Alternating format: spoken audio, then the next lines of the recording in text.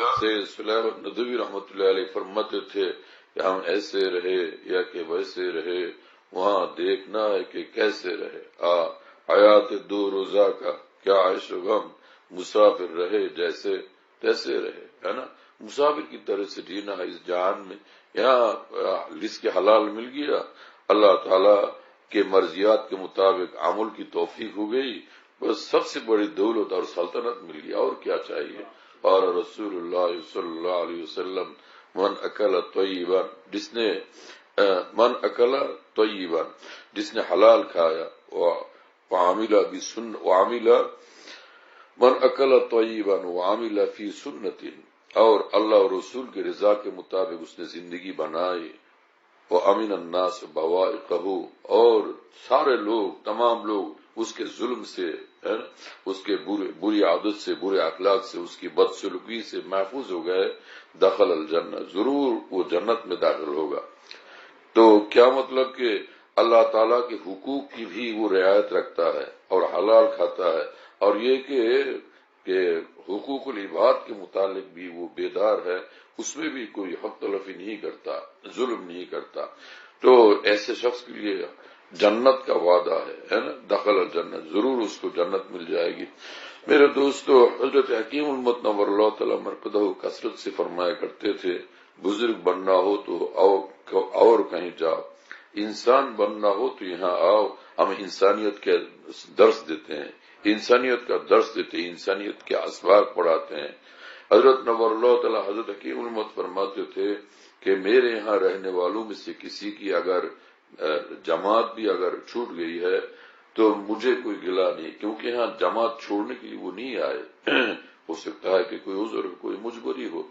لیکن خلق خدا کے حقوق کے بارے میں اگر کمی نظر آتی ہے، کسی سے بدسلوکی کی، کسی کو ذرا سی تکلیف دے دی، پھر میں برداشت نہیں کر سکتا۔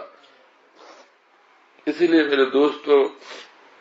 حقوق العباد کے بارے میں بہت زیادہ بیدار ہونا ضروری ہے۔ حقوق العباد ہم لوگوں کے ذریعے سے پامال نہ ہو، کسی کو کسی سے اذیت نہ پہنچے، اس کا اہتمام ضروری ہے۔ اب یہ شکایت کہ فلاں نے ہمیں تکلیف پہنچا دی، فلاں نے تکلیف پہنچا دی، تو جس نے تکلیف پہنچائی یا اذیت پہنچائی وہ اس کے ذمہ دار ہے، اس کا محشر سامنے ہے۔ لیکن ہمارا کام ہے کہ من سلم المسلمون من لسانی ویدی، المسلم من سلم المسلمون من لسانی ویدی، اسلام تو اس کے اندر زندہ ہے، اسلامی زندگی اس کے اندر ہے، نور اسلام اس کے اندر ہے، قرب اسلام اس کو حاصل ہے کہ جو اپنے زبان کو قابو میں رکھتا ہے اپنے اللہ کی رضا کے لیے، اور اپنے ہاتھ کو، اپنے جسم کو قابو میں رکھتا ہے اپنے اللہ کی رضا کے لیے۔ چونکہ زیادہ تر لوگ زبان اور ہاتھ کے ذریعے سے ستاتے ہیں، اس لیے حدیث پاک میں ان دو اعضاء کا ذکر آیا، لیکن کیا مطلب کہ کسی کو لات مارنا جائز ہے پھر، ہے نا، اور کسی طریقے سے ستانا جائز ہے؟ حاصل اس حدیث پاک کا یہ ہے کہ کسی طرح کسی مخلوق کو تم سے تکلیف نہ پہنچے۔ حدیث پاک میں الخلق یال اللہ فاحب الخلق اللہ من احسن الی عیالہ، ہے نا، کہ ساری مخلوق جو ہے اللہ کے یال ہے، اور کسی کے یال کے ساتھ، اہل یال کے ساتھ اگر کوئی اچھا سلوک کرے تو وہ آدمی اس کے پاس بہت ہی محبوب ہو جاتا ہے۔ فرمایا کہ فاحب الخلق اللہ من احسن الی عیالہ، تو اللہ تعالیٰ کا محبوب ترین بندہ وہ ہو جاتا ہے جو مخلوق خدا کے ساتھ حسن سلوک کے عادی ہو جاتے ہیں۔ اللہ تعالیٰ وہ توفیق ہم سب کو عطا فرما دے۔ اسی لیے شیخ سعدی شیرازی رحمہ اللہ تعالیٰ فرماتے ہیں، شیخ سعدی شیرازی رحمہ اللہ فرماتے ہیں کہ شنی دم کے مردان راہ خدا، دلے دشمنا ہم نہ کر دند تنگ، کہ خدا کے ساتھ تعلق رکھنے والے بندوں کا تو ہم نے یہ حال سنا، یہ خاص ہے نا، ان کے اخلاق کا سبق ہم سنتے رہے کہ